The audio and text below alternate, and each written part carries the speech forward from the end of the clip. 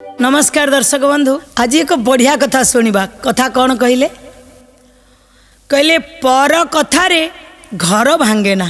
आज्ञा ये पर कथारे घर भांगेनी भांगे ना भांगी जाए। आज्ञा पर कथारे घरे जो कली सृष्टि होउची प्रलय सृष्टि हो जाउची पूरा। अच्छा हाँ दर्शक बंधु, आपण भी भावुथिबे जदि पर किछि कहीदेले आज्ञा ताकू नेइकरी घरे आसिकरी महाभारत महाभारत रामायण में सृष्टि कर दियंती, किंतु रामायण चलिले चलिबो, रामचरित मानस यदि करिवे हबो, किंतु आ महाभारत कले तो भाई भाई रो युद्ध हो जिवो। आज सेमिति एक जबरदस्त कहानी अछि, जो कहानी की प्रत्येक घरे घरे आपण एना जिवे। सान जा जदि पर कथा शुणिक घरे आसी कहला बड़ जा आउ दीपद शुणल, ये भाई जदि ता कथा शुणल सी से कथा शुणल, किंतु आमे आज कहबू पर कथारे घर भांगेना जदि मु ठीक अच्छी।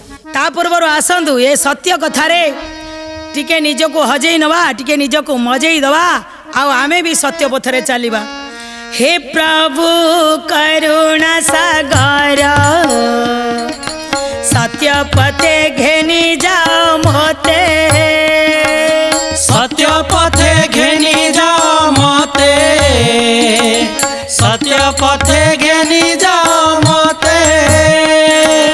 तुम बिना केही अपनार नाहंती ए सारा जगते, नाहंती सारा जगते, नाहंती सारा जगते।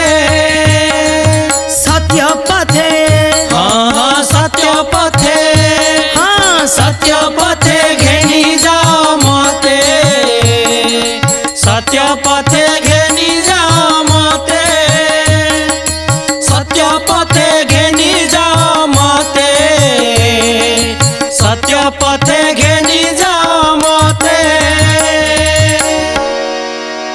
आज्ञा पर कथारे घर केबे भांगेनी, ततला पानी रे केबे घर पड़े नहीं, किंतु आज आज्ञा ता होउछि बहुत जगार। आज्ञा आमर जो बुद्धि टिकक अछि कथारे किंतु लेखा हैछि, जहा नीति श्लोक रे कुआ जाइछि, जहा पूर्व पुरुषरु महामनीषी माने कहि जाइछन्ति निज बुद्धि रे पछे जोगी हुओ, किंतु पर बुद्धि रे राजा हवा पाई केबे चेष्टा करिवो नाही।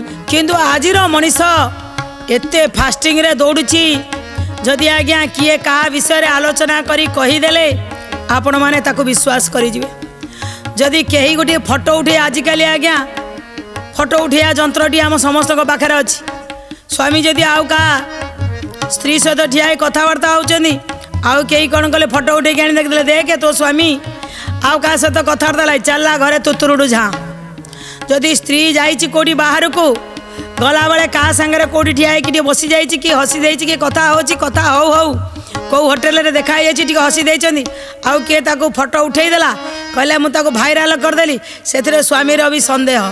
पर कथारे आज्ञा काहे कि पर कथा को आमे विश्वास करिया, हमर कोन बुद्धि नहीं। आज सेमिति एक कहानी, गोटे गाँ होछि, गाँ रो ना होछि दरभंगा। एई दरभंगा गाँ रो जणे दुईटी भाई थिले, गोटे बापर दुईटी पुओ। बड़ पुओ ना बाल मुकुंद, सान पुओ ना देवराज। ए दुई पुओंकर बहुत माने बड़ पुओ को 10 वर्ष परे सान पुओ जन्म हेले, माने दी जनकर तारतम्य बयसर तारतम्य टिके अधिक अछि। 10 वर्ष बड़ भाई की विवाह करदेले। बड़ पुओ को विवाह करि साइला परे सान पुओ को विवाह करिया पूर्वरु प्रथमे माँ चली जाइथिले, तापरे बापा चली गले। बापा माँ चली गला परे भी छोट बड़ ठारू जेहेतु बाल मुकुंद टिके बड़ आउ देवराज टिके सान, छोट बड़ू ये भाई दुई भितर संपर्क होची अति निबिड़तर। जेतबेले छोटटा हैची सबुबले भाई पाखरे तार अली अर्दली, भाई केबे भाबिनी बड़ भाई ये मोर भाई बोली। जेतबेले भाउज आसिले सेतबेले मध्य एई जो देवराज जी छोटटी अछि, आउ भाउज मध्य ताको पुओ भली सबुबले लाला बिली डाकती। आउ जेतबेले संतान संतति नहेले भाबी नेले ଆରେ ନ ହଉ ସନ୍ତାନ ଭାଇ ଭାଉଜ ଦିନେ ଚିନ୍ତା କଲେ କାହିଁ ଆମେ ସନ୍ତାନ ପାଇଁ କାନ୍ଦିବା। ଭାଇ ଭାଉଜକୁ କହିଲେ ଦେଖ ଯଦି ସନ୍ତାନ ନାହିଁ ତମେ କେବେ ସନ୍ତାନ ପାଇଁ ମନ ଦୁଃଖ କରନି। ମୋର ଯେଉଁ କୁନି ଭାଇଟା ଅଛି ସିଏ କ'ଣ ଆମ ପୁଅ ନୁହଁ ହେଲା। ଯଦି ମୋ ବାପା ନାହିଁ ଆମେ ଦୁଇ ଜଣ ଯଦି ସମର୍ପଣ କରିଦେବା, ଯଦି ଭାବି ନେଇଯିବା ଇଏ ମୋର ପୁଅ, କିଛି ଅସୁବିଧା ହେବ? ବାହାରୁ ଗୋଟିଏ ଧର୍ମ ପୁଅ କରିକି ଆଣି ରଖିବା ଅପେକ୍ଷା ମୋ ଭାଇକି ଯଦି ଆମେ ପୁଅ କହିବା, ଘରଣୀ ପର ଝିଅ ହେଲେ ବି ମାନି ନେଲେ। ସେଇଦିନ ଠାରୁ ମାର ଯେଉଁ ମମତା ନାରୀ ଭିତରର, ଆଜ୍ଞା ନାରୀ ଯେତେ ତାର ବୟସ ବେଳେ ତା ଯୁବତୀ ସମୟରେ ସବୁବେଳେ ସିଏ ଯେତେ କ୍ରୋଧିତ ଥାଉ, ଯେତେ ଟିଟ୍ ଫର ଟାଟ୍ରେ ମାନେ ଚାଲିଥାଉ, କିନ୍ତୁ ଯେତେବେଳେ ତାର ମମତାର ରୂପ ଆସିଯାଏ, ସବୁଠାରୁ ଶ୍ରେଷ୍ଠ ରୂପ ହେଉଛି ମାର ରୂପ। ମମତାର ସବୁ କିଛି ଅଜାଡ଼ି ଦିଏ ସିଏ କାହାକୁ ନା ସନ୍ତାନକୁ। ତାର ସବୁ କିଛି ବଦଳିଯାଏ, ଭାବ ବଦଳିଯାଏ।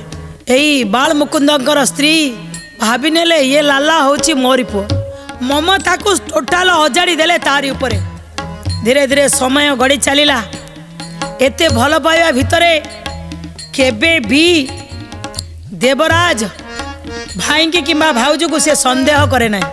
ଭାଇ ଭାଉଜ ଡାକେ କିନ୍ତୁ କେବେ ସନ୍ଦେହ କରେନି। ଏମାନେ ମୋତେ ବହୁତ ଭଲ ପାଆନ୍ତି। ଦର୍ଶକ ବନ୍ଧୁ, ଆପଣ ଯଦି ଭଲରେ ଚଳିବେ ବାହାର ଲୋକ ସହିପାରନ୍ତିନି। ବାହାର ଲୋକଙ୍କର ନଜର ଆଜ୍ଞା ବହୁତ ଥାଏ। କେତେବେଳେ ସ୍ୱାମୀକି ଭଡ଼କାନ୍ତି ତ କେତେବେଳେ ସ୍ତ୍ରୀକି ଭଡ଼କାନ୍ତି, କେତେବେଳେ ଆଜ୍ଞା ପୁଅକୁ ଭଡ଼କେଇ ଦିଅନ୍ତି ତ କେତେବେଳେ ତାର ବୋହୂ ଆଗରେ ଯାଇ କିଛି କହିଦିଅନ୍ତି। ଆଜ୍ଞା ଏମିତି ବହୁତ ଲୋକ ଥାଆନ୍ତି। ଏ ସତ୍ୟପଥ ଦ୍ୱାରା ଆମେ ସମସ୍ତଙ୍କୁ କହିବୁ ଆଜ୍ଞା, ପର ଘର ଭାଙ୍ଗିବା ପାଇଁ କେବେ କାହାକୁ ଶିଖାନ୍ତୁନି। ପର ଘର ଆଜ୍ଞା ଯୋଡ଼ି ହେଇଗଲେ ଉପରବାଲା ଆପଣଙ୍କ ଘରକୁ ଯୋଡ଼ିଦେବ। କିନ୍ତୁ ମନେ ରଖନ୍ତୁ, ଆପଣ ଯେତେ ଦିନ ପର୍ଯ୍ୟନ୍ତ ପର ଘର ଭାଙ୍ଗିବା ପାଇଁ ତିଆରି କରୁଥିବେ, ଆପଣ ଘର ଭାଙ୍ଗିବା ପାଇଁ ଉପରବାଲା ବ୍ୟବସ୍ଥା ତିଆରି କରିଦେଇଥିବ। କିଛି ଲୋକ ସହିପାରିଲେ ନାହିଁ, ଆରେ ଇଏ ଦିଅର ଭାଉଜ ଇଏ ଭାଇ ଏତେ ବଢ଼ିଆ କରି ଚଳୁଛନ୍ତି, ତା ଭିତରେ ଦୁଇ ତିନି ଜଣ ସେ ଦେବରାଜ ମୁଣ୍ଡ ଭିତରେ କିଛି ଦୁଷ୍ପ୍ରବୃତ୍ତି ଚଲେଇଲେ। କହିଲେ ଆରେ ତୋ ବାପାର ଏତେ ସମ୍ପତ୍ତି, ତୁ ତୋ ଭାଇ ପାଖରୁ ପଇସା ଆଣିକିରି ଖର୍ଚ୍ଚ କରୁନୁ, ଯେତେବେଳେ ଆଇଲେ କ'ଣ କହୁଛୁ ପଇସା ନାହିଁ, ଆ ଯିବା ଏଇଠିକି ଯିବା ସେଇଠିକି ଯିବା। ତାକୁ ଖରାପ ଜିନିଷ ପାଇଁ ପ୍ରବର୍ତ୍ତାନ୍ତି। କେଉଁଟା ଟାଣିବା, କେଉଁଟା ଜାକିବା, କେଉଁଟା ପିଇବା, ଯେଉଁ ଡିଜାଇନ୍ର ହଉ। କିନ୍ତୁ ପିଲାଟି କହେ ମୋ ପାଖରେ ପଇସା ନାହିଁ। ସେମାନେ ଯେତେବେଳେ କହନ୍ତି ନିଏ ନା ନା ନା ଏଗୁଡ଼ା ସବୁ ଖାଇବା ଉଚିତ ନୁହଁ, ଏଗୁଡ଼ା ଭଲ ନାହିଁ। କହିଲେ ତୁ କଞ୍ଜୁସ ଚଲେଇ ପାରିବୁନୁ। ଆରେ ହେ ତୁ ବାପାର ଏତେ ଅଛି ଖର୍ଚ୍ଚ କରେ। ଦର୍ଶକ ବନ୍ଧୁ, ବହୁତ ସମୟରେ ଯେତେବେଳେ ପୁଅଟି ଝିଅମାନେ ବିଶେଷ କରି ବାପା ମାଆଙ୍କର କଥାରେ ଥାଆନ୍ତି, ଯାହା ବି ହେଲେ ସେମାନେ ଟିକେ ଡରନ୍ତି। କିନ୍ତୁ ପୁଅମାନଙ୍କୁ ବାପା ମାଆ ମାନେ ଲଗାମରୁ ଟିକେ ବାହାରକୁ ବାହାରି କରିଦେଇଥାନ୍ତି। କହନ୍ତି ପୁଅ ପରା ମୋର। କିନ୍ତୁ ପୁଅ ବେଶୀ ବର୍ବାଦ କରେ ଆଜ୍ଞା। ଅଯଥାରେ ପଇସା ଖର୍ଚ୍ଚ କରେ, ଚିନ୍ତା କରେ ନାହିଁ ମୋ ବାପା କେମିତି ରୋଜଗାର କରୁଛି, ମୋ ଭାଇ କେମିତି ରୋଜଗାର କରୁଛି, ମୋ ମାଆକୁ କ'ଣ କରିବାକୁ ପଡ଼ୁଛି। ମୋ ବାପା ଦିନେ ଭଲ ଖାଇପାରନ୍ତି ନାହିଁ, ମୋ ବାପା କେଉଁ 5 ଷ୍ଟାର ହୋଟେଲରେ ବସି ଭଲ ଭାବରେ ଖାଇପାରେ ନାହିଁ। କିନ୍ତୁ ପୁଅ ଯଦି କହେ 40,000 ଟଙ୍କାର ମୋବାଇଲ ଧରିବି, ବାପା ଆଉ ଟିକେ ପେଟକୁ କଞ୍ଜୁସ କରିଦିଏ, ଖାଇବିନି ପଛେ ମୋ ପୁଅ କିନ୍ତୁ 40,000 ଟଙ୍କାର ମୋବାଇଲ ଧରିବ। ଆରେ ବାପା ବି ଯଦି ମରି ଯାଇଥିବ, ମା ଏକା ଥିବ କେଉଁ କଲେଜରେ କି କେଉଁ ସ୍କୁଲରେ ପିଅନ କାମ କରୁଥିବ, ପୁଅ କହିବ ଆଜିକାଲି ସବୁ ପିଲା ଗାଡ଼ି ଚଳୁଛନ୍ତି, ମୋତେ ବି ଗୋଟେ ଗାଡ଼ି ଦିଅ। ମା ବହୁତ ସମୟ କାନ୍ଦିକିରି ଆଜ୍ଞା ମୋ ଆଖି ଆଗରେ ଗୁଡ଼ା ଦେଖିଛି ମୁଁ। ସେ ମା ବି କେଉଁଠି ନା କେଉଁଠି ପର ଘରେ ପଛେ ଆଉ ଦୁଇ ପାଇଟି କାମ କରିଦେବି, କିନ୍ତୁ ଆଣିକିରି ମୋ ପୁଅକୁ ଦେବି, ମୋ ପୁଅର ମାନ ରଖିବି। ସେଇଭଳି ଆଜି ଲୋକମାନେ କିନ୍ତୁ ଭଡ଼କେଇ ଚାଲିଛନ୍ତି ଦେବରାଜଙ୍କୁ। ବଡ଼ ଭାଇକି କେବେ କହିପାରନ୍ତିନି। ଯେତେବେଳେ ଭାଉଜକୁ କେହି ପଦେ ଅଧେ କହନ୍ତି ଆଲୋ ହେ ତୁ ତ ସନ୍ତାନ ଜନ୍ମ କରିନୁ, ଏତେ ଦିଅରକୁ ଏତେ ସ୍ନେହ ମମତା କରୁଛୁ, ସେ କିଛି ଶୁଣନ୍ତିନି। ଏବେ ଚିନ୍ତା କଲେ ଭାଇକି ବାହାଘର କରିଦେବା, ଅର୍ଥାତ୍ ଦେବରାଜକୁ ବାହାଘର କରିବା ପାଇଁ ଚିନ୍ତନ କରିଦେଲେ। ଭଲ ବୋହୂଟିଏ ଖୋଜିକି ଆଣିଲେ, ବାହାଘର ହେଲା। ବାହାଘର ସରିଯାଇଛି କିଛି ଦିନ। ସେ ବାହାଘର ପରେ ନୂଆ ବୋହୂ ପାଖକୁ ଆଉ କେହି ଆସନ୍ତିନି କହିବା ପାଇଁ, କିନ୍ତୁ ବାହାଘର ପରେ ରୀତିମତ ଗୋଟେ ପାଲା ଚଲେଇଲେ ଲୋକମାନେ, ଦେବରାଜର ମୁଣ୍ଡକୁ ଖାଇଲେ। ଆରେ ବାହା ତ ହେଇଗଲଣୁ, ଭାଇଠାରୁ ଭିନ୍ନ ହେଇଯା, ଭାଇଠାରୁ ଅଲଗା ରୁହ, ଅସୁବିଧା କ'ଣ ଅଛି? ତୋ ସ୍ତ୍ରୀ କି ଭଲ ଖଣ୍ଡେ ପିନ୍ଧିବାକୁ ଦେବୁ, ଭଲ ଲଗେଇବାକୁ ଦେବୁ। ତୋ ବାପର ଏତେ ସମ୍ପତ୍ତି, ତୋ ସ୍ତ୍ରୀ କି ବେକରେ ହାର ଗୋଟିଏ ଦେବୁ, କେତେ କେତେ ଜିନିଷ ଦେବୁ। ହେଲେ ହଉ ଠିକ୍ ଅଛି। କିଛି ଦିନ ଏମିତି ଅତିବାହିତ ହେଇଯାଇଛି।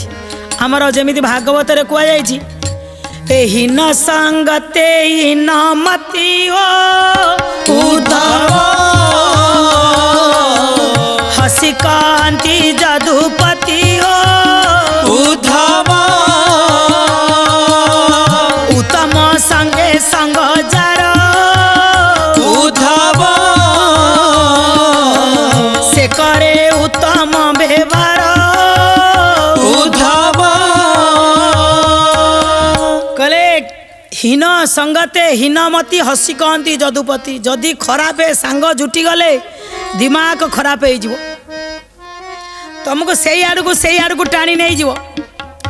ଯଦି ଭଲ ସାଙ୍ଗ ଜୁଟି ଗଲେ, ଦେଖନ୍ତୁ ଆଜ୍ଞା ସତ୍ୟ ପଥରେ ଏମାନେ ଆମର ବସିଛନ୍ତି। ଯାହା ଯେତିକି ଦୁର୍ବୁଦ୍ଧି ଥିଲା ଧୀରେ ଧୀରେ ଏମାନେ ସଳଖ ହେବେ, ସୁବୁଦ୍ଧିକି ଆସିବେ। କାରଣ ସଙ୍ଗ ତ ହେଉଛି ସତ୍ ପଥ, ସତ୍ ପଥକୁ ଯିବା ପାଇଁ ଦିନେ ନା ଦିନେ ଆଙ୍କ ବିଚାରକୁ ଭଗବାନ ପରିବର୍ତ୍ତନ କରିବେ। କାହିଁକି ଏଠି ଆମେ ଭଗବାନଙ୍କ କଥା ହିଁ କହୁଛୁ। ସେଇ ଭାବନାରେ ଯେତେବେଳେ ଦେବରାଜ ବାରମ୍ବାର କଥାରେ ଆଗରୁ ଭାଇକି ସେତିକି ସମ୍ମାନ କରୁଥିଲେ, ଭାଉଜକୁ ସେତିକି ସମ୍ମାନ କରୁଥିଲେ। ଦିନକର ଘଟଣା ହେଇଛି, ବିବାହର ଗୋଟିଏ ଆନିଭର୍ସରୀ ପାଳନ କରାଯିବ। ବଡ଼ ଭାଇ ଆଜି ପର୍ଯ୍ୟନ୍ତ ସାନ ଭାଇ କୌଣସି ଜିନିଷ କିଣନ୍ତିନି, ଯାହା କିଣନ୍ତି ବଡ଼ ଭାଇ କିଣନ୍ତି। ଯେତେବେଳେ ବଡ଼ ଭାଇ ଯାଇଛନ୍ତି, ବଡ଼ ଭାଉଜ ପାଇଁ 2ଟା କଙ୍କଣ, ସାନ ବୋହୂ ପାଇଁ 2ଟା କଙ୍କଣ, 4ଟା କଙ୍କଣ କରିକି ଆଣିଛନ୍ତି। କିନ୍ତୁ ବଡ଼ ଭାଉଜ ଟିକେ ତାଙ୍କର ଗଣ୍ଠି ଗଣ୍ଠି ହାତ ଟିକେ 1 ଗ୍ରାମ ଅଧିକ, ସାନ ବୋହୂ ଯିଏ ଆସି ସିଏ ଟିକେ ପତଳାଟା। 2 ଜଣଙ୍କର 4ଟା ଆଣିକି ଆସିଛନ୍ତି। ଘରେ ଆସି ପହଞ୍ଚି ଗଲା ବେଳକୁ ଦେବରାଜ କ'ଣ କରିଛି ନା ବସିଛି। ଆଗେ ଦେଖିଦେଲେ, ଭାଇ ଦେଖିନି ମୁଁ 4ଟା କଙ୍କଣ ଆଣିଛି। ଇଏ ହେଉଛି ବୋହୂର 2ଟା, ଇଏ ହେଉଛି ତୋ ଭାଉଜର 2ଟା। ତାକୁ ତ ଲୋକ ପର ଲୋକ ତା ମୁଣ୍ଡ ଭିତରେ ଭର୍ତ୍ତି କରିଦେଇଛନ୍ତି। ତା ମୁଣ୍ଡରେ ଅଛି। କହିଲା କ'ଣ ଏ 2ଟା ଏତେ ବଡ଼ ବଡ଼, ଏ 2ଟା ଏତେ ଛୋଟ ଛୋଟ? କହିଲେ ଇଏ ହେଉଛି 6 ଗ୍ରାମର, ଇଏ ହେଉଛି 5 ଗ୍ରାମର। କହିଲେ କ'ଣ ପାଇଁ ଇଏ ଅନ୍ତର କ'ଣ ପାଇଁ ତୁମେ ଭାଉଜ ପାଇଁ କରିକି ଆଣିବ 6 ଗ୍ରାମରେ, ମୋ ସ୍ତ୍ରୀ ପାଇଁ କଲା ବେଳକୁ କ'ଣ ପାଇଁ ଆସିବ 5 ଗ୍ରାମରେ? ଭାଇ ଭାବିଲେ କ'ଣ ପାଇଁ, ଗୋଟେ ଛୋଟିଆ ଭାଇଟା ତ କ'ଣ ଗୋଟେ ଏମିତି ନୋଟେଇ କହିଦେଉଛି। ଆଉ ଆଜି ପର୍ଯ୍ୟନ୍ତ କିଛି କହିନଥିଲା ତ, ଏବେ ବୋଧେ ପାସ୍ ହେଇଗଲା ପରେ କଥା କହିବା ପାଇଁ ଟିକେ ସାହସ ହେଇଯାଇଛି। କହିଲେ ବାବା ତୁ କ'ଣ ଜାଣିନୁ କି, ତୋ ଭାଉଜର ବା ହାତ ଗୁଡ଼ା ଗଣ୍ଠି ଗଣ୍ଠିଆ ତ, ସେଇଥିପାଇଁ ମୁଁ କ'ଣ କରିଛି କହିଲେ ଟିକେ ବଡ଼ 1 ଗ୍ରାମ ଅଧିକା ନ କଲେ କେମିତି ହେବ ନା? କାହିଁକି ତମର ବହୁତ ଲୋଭ ହେଇଗଲାଣି, ସେଇଥିପାଇଁ ତୁମେ ଭାଉଜର ଅଲଗା କରିକିରି ମୋର ଅଲଗା କରିକି ଆଣିଲ। ତମର ଯଦି ଏତେ ଲୋଭ ହେଇଗଲାଣି ସମ୍ପତ୍ତି ଉପରେ, ଏବେ ବାପାଙ୍କର ଯେଉଁ ସମ୍ପତ୍ତି ଅଛି 2 ଭାଗ କରିଦିଅ। ତୁମ ଭାଗରେ ତୁମର ଚଳିବ, ମୋ ଭାଗରେ ମୁଁ ଚଳିବି। ଦର୍ଶକ ବନ୍ଧୁ, ବାଳମୁକୁନ୍ଦଙ୍କ ସାମ୍ନାରେ ଯେମିତି ଆକାଶଟା ଆଉ ଛିଡ଼ି ପଡ଼ିଲା। ମୋର ସନ୍ତାନ ନଥିଲେ, ବାପା ମରିଗଲା ପରେ ମୁଁ ଦିନେ ଦୁଃଖ କରିନଥିଲି। ମୋର ସନ୍ତାନ ନାହିଁ ବୋଲି କେବେ ମୁଁ ଭାବିନଥିଲି। ଆରେ କିଏ କହୁଛି ମତେ, ତୁ କହୁଛୁ? ଆରେ ଦେବରାଜ ତୁ ଇଏ କ'ଣ କହୁଛୁ ରେ? ମୁଁ ଲୋଭି, କାହା ପାଇଁ ରଖିବି ରେ? ତୁ ତ ମୋର ସବୁ କିଛି ନା। କହିଲେ ରଖ, ତମର ମୋର କିଛି ଦରକାର ନାହିଁ। ତୁମେ କୋଉଠି ଏତେ ଦୟା ଦେଖେଇ ମତେ ଦଉଛ? ମୋ ବାପ ସମ୍ପତ୍ତି ତମର ଅଧା ମୋର ଅଧା, ଆଜି ଭାଗ ମାପ ହେଇଯିବ। ଏତେ ଯେମିତି ଭାଇକି କହିଦେଲେ, ବାଲ ମୁକୁନ୍ଦ ପୁରା ଜୋରେ ଗୋଟେ ଚିଲେଇଲେ। ଆରେ ତୋ ମୁଣ୍ଡ କ'ଣ ବିଗିଡ଼ି ଯାଇଛି? କହି ଏତେ ଜୋରେ ରାଗିଲେ ଯେ ଘରୁ ତାଙ୍କର ଧର୍ମପତ୍ନୀ ଦୌଡ଼ି ଦୌଡ଼ି ଆସିଲେ। କ'ଣ ଗୋଟେ ଏମିତି ସାଉଣ୍ଡ ହେଲା, ଦୌଡ଼ିକି ଆଇଲେ, ଦେଖିଲେ 2 ଭାଇ ଠିଆ ହେଇଛନ୍ତି। ବଡ଼ ଭାଇ କାନ୍ଦୁଛନ୍ତି। ପଚାରିଲେ କ'ଣ ହେଇଛି? ଏ ଲାଲା କ'ଣ ହେଇଛି? ମୋ ବାପାଟା ବା କହିଲୁ। ପୁଅ ଏମିତି ତଳକୁ ମୁହଁ ପୋତି ଦେବରାଜ ଠିଆ ହେଇଛି। ବଡ଼ ଭାଇ କାନ୍ଦୁଛନ୍ତି। କହିଲେ କୁହ ତ, ତୁମେ କୁହ। ନା ରେ କ'ଣ କହିବି, ଏଇ 4ଟି ତିଆରି କରି ଆଣିଥିଲି, ତମେ ପରା ରାତି ପାଇଲେ କୁହ ନା। ଇଏ କ'ଣ ମୋ ଦିଅର, ଇଏ ବା ମୋ ପୁଅ। ତମର ମମତାର ପ୍ରତିଦାନ ସିଏ କେମିତି ଦେଲା ଦେଖୁଛ। ଆଜି କହୁଛି ଭାଗ କରିଦେବା, ତୁମେ ଅଲଗା ରହିବ। ଏହି ସମୟରେ जो बहुटी आसीथिला देवराजर स्त्री सी भी पार्टी शुणिक पलि आसी ठिया देखुची कौन चली से जो बाल मुकुंदकर स्त्री से कंकण को धरिकी देवराज पाखु गले लाला अरे मु सतरे मातृत्व पाइनी मो औरसर मु संतान जन्म करिनी ये जो कंकण आकु पिंधिकी मु काहाकू देखेबी अरे नारी जदि संतान जन्म करि न थाए जेते सुना रूपा पिंधिले केही ताकू सम्मान दियंतिनी ए हजारे सुना रूपा पिंधिकी जदि तुमे दी जन मुठर दूरे जीव ए धन संपत्ति ए सुना रूपा मोर कौन हम अरे सबू लोक कहे दी भाई केते भल पाउथिले ये पर झियो आइला परे आक भितर फाट सृष्टि करदेले जेतबळे एभली स्थिति हेची भाउज कहउचंदी अरे भाई भाई जे संपर्क हस्त ओ चक्षुर संपर्क गोविंद गोविंद गोविंद पदुगाळुछि मकरंद जनकू आघात लागिले अन्यकू कष्ट हुए भले गोविंद गोविंद गोविंद पदुगाळुछि मकरंद भाउज बुझौचंदी अरे भाई भाई रो संपर्क होची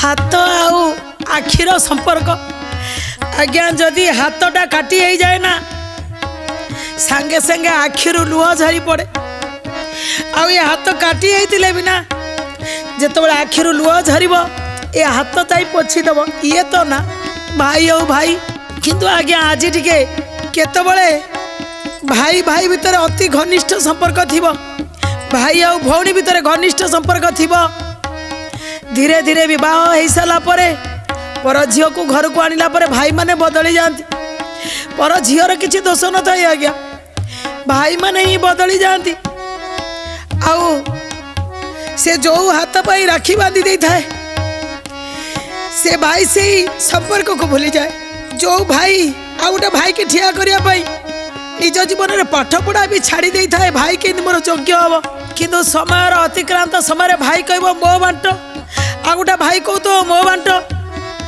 या दुख आ कौन कि संपर्क अरे संपर्क तुलन यही पार्थिव वस्तु प्रति एते संपर्क रक्तर संपर्क भिन्न हो जाउछि बापा माँ एक ही सारा पर आम भाई भौणी जन्म होती किंतु किसी पाइबा आशारे भाई आ भौणी अलग हो भाई आ भाई अलग हो पर कथा शुणिकी एमती अलग हवा उचित नुह जेतले भाउज बुझाई देले से देवराज कहला भाउज किछि दिन लाणी पर लोक माने दैनिक मो मुंडे भर्ती करुथिले मो आज्ञा बुझी पारु नथिली मु भाबुथिली सतरे मो भाई रो लोभ हो जाय सतरे मो भाउजंकर बोधे लोभ हो जाय आ मो स्त्री आइला परे मो स्त्री भी भल खाइबो भल पिंधिबो मु भी ताको निज इच्छा रे किछि किणी के आनी देबी ए भावना रहितला भाउज बुझे देले ए बाबा ए लाला अरे पर कथा जी शुणिकी ताको हृदयंगम करी निज रक्त को अविश्वास करे सेठी घर भांगी जाए जे रक्त को मजबूत करी चिन्ही थाए जार रक्तगत संपर्क दृढ़ थाए सीए केबे पर कथा शुणी घर भांगे ना पर जोठू आईतिले सेठी थिबे पर केबे आज्ञा आखिरु लुह बोइले गोड़ केबे आसी पोछिबो नाही गोड़ होची पब्लिक फुटपाथ रे चलीला वाला सीए केबे पोछिबो नाही पर केबे आपण को लुह पोछि देबेनी दुख पड़िले भाई जेते भगारी आई थाउ जेते भिन्न होई कि रही थाउ भाई ही आपण को हॉस्पिटल नब काली भाई रो किछि एतले से भाई कांधरे बुआई कि आपण को मसानी नब से भाई रो छुआ किछि देह करा पड़ले से भाई कांदिबो आज्ञा पर को जेते टेकु थांतु पर केवल स्वार्थ किछि पाया पई आपण को टेकुथिबे आपण बढ़िया जो दिन स्वार्थ सरी जीव से दिन गोइठा मारी आपण को रास्ता रे ठिया कर देबे किंतु एठी जेतबेले देवराज बुझी गला जे पर कथा शुणिबी नाही भाई भाउजंको गोड़ तले पड़ी गला कहला मते क्षमा कर दियो मु अधम मु जदि तुम पुआ ही थांदी जदि भूल करथांदी बापा माँ हिसाब रे कोन बड़ भाई कोन बाप तुल्य नुह कुंडेई पकेले बड़ भाई तांको कहले ଧନ୍ୟ ତୁ କେବେ ଆଉ କାହାର ପର କଥା ଶୁଣିବୁ ନାହିଁ।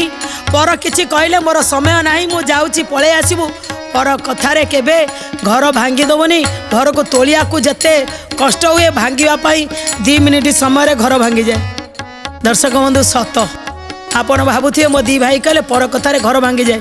ଆଜ୍ଞା ଆମେ ଠିକ୍ ନଥିଲେ ପର କଥାରେ ଘର ଭାଙ୍ଗିବ, ଯଦି ଆମେ ଠିକ୍ ଅଛନ୍ତି ପର କଥାରେ ଘର ଭାଙ୍ଗିବ ନାହିଁ। ବଢ଼ିଆ ନା? ନିଶ୍ଚିନ୍ତ ସତ ନିଶ୍ଚିନ୍ତ କଥା। ନିଶ୍ଚିତ। ଦର୍ଶକ ବନ୍ଧୁ ଏ କାହାଣୀରୁ ଆମକୁ କ'ଣ ଶିକ୍ଷା ମିଳିଲା? ପର କଥା ଶୁଣି ଭାଇ ଭାଇ ଭଉଣୀର ସମ୍ପର୍କକୁ କେବେ ଦୂରତା ଆଣନ୍ତୁନି। ଗୋଟାଏ ବାପଠାରୁ ଜନ୍ମ ବା ଗୋଟିଏ ମା ପେଟରୁ ଜନ୍ମ ହେଇଛନ୍ତି, କେମିତି ଦୂରେଇ ଯିବେ? ଏ କଳି କାଳ ଭିତରେ ଆପଣ ସତ୍ୟ ଯୁଗ ଆସୁଛି, ଏବେ ଟିକେ ଆପଣମାନେ ପରିବର୍ତ୍ତନ ହୁଅନ୍ତୁ। ଏ ସତ୍ୟପଥ ମାଧ୍ୟମରେ ସମସ୍ତଙ୍କୁ କହୁଛୁ ଭାଇ ମିଶିକିରି ରୁହନ୍ତୁ, ପରିବାରକୁ ସୁରକ୍ଷିତ ରଖନ୍ତୁ। ଏ କାମନାର ସହିତ ଆଜିର କଥାକୁ ଏଇଠି ରଖୁଛୁ। ପୁଣି ଆସିବୁ ଆଗାମୀ ଅଧ୍ୟାୟରେ ଏମିତି ନୂଆ କଥା ନେଇ। ଆପଣମାନେ ଏମିତି ଆମକୁ ଭଲ ପାଇବା ଦେଉଥିବେ। ଆପଣଙ୍କ ଭଲ ପାଇବା ଏମିତି ଥିଲେ ଆମେ ଏମିତି ବଢ଼ିଆ କଥା କହୁଥିବୁ। ଆଜି ପାଇଁ ଏତିକି ରହୁଛୁ। ନମସ୍କାର, ଜୟ ଜଗନ୍ନାଥ।